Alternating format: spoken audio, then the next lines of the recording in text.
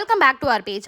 மழை டைம் வந்தால் தான் எல்லாருக்கும் ப்ரௌனி சாப்பிடணும்னு தோணுது போலாங்க. எல்லா மழை டைமுக்கும் நம்மளுக்கு ப்ரௌனி ஆர்டர் வருது. ஆனால் அப்போ பார்த்து சாக்லேட்டே இருக்க மாட்டேங்குது. அதனால நானும் என் புருஷனை ரெயின் கோட்டை போட்டுன்னு கிளம்பிட்டோம் ஸ்டாக் அப் பண்ணுறதுக்கு. அண்ட் வந்து பார்த்தீங்கன்னா நம்ம சமைக்க ஆரம்பிச்சாச்சு.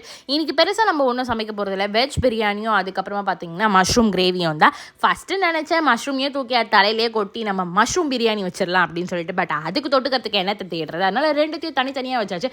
ஆனால் நான் எவ்வளோ பெரிய மல்டி டாஸ்கர் பாருங்களேன். இந்த ஸ்டவ் 3 ஸ்டவ்வும் நடுவில் 2 குக்கரு, பக்கத்தில் ஒரு பேன். அடடடா, என்ன நினச்சா எனக்கே புல் அரிக்குது அப்படின்ற மாதிரி தான் இருக்குது. நான் தான் ஆல்ரெடி சொல்லியிருக்கேன், என் பிள்ளைக்கு பல் இருக்கே கண்டி அது தண்டம் தான். ஏன்னா அவனுக்கு மிக்சியில் போட்டு கொடுத்தா தான் சாப்பிடுவான். அதனால் அவருக்கு ஒரு காப்படி சாப்பாடு, அவருக்கு ஒரு தனி சமையல். அதனால் எல்லாத்தையும் முடிச்சுட்டு இன்றைக்கி என் புருஷன் வேறு காலையில் ஒன்றும் சாப்பிடல, ஜிம்முக்கு போயிட்டு வந்துட்டு கடகடன் சமையல்.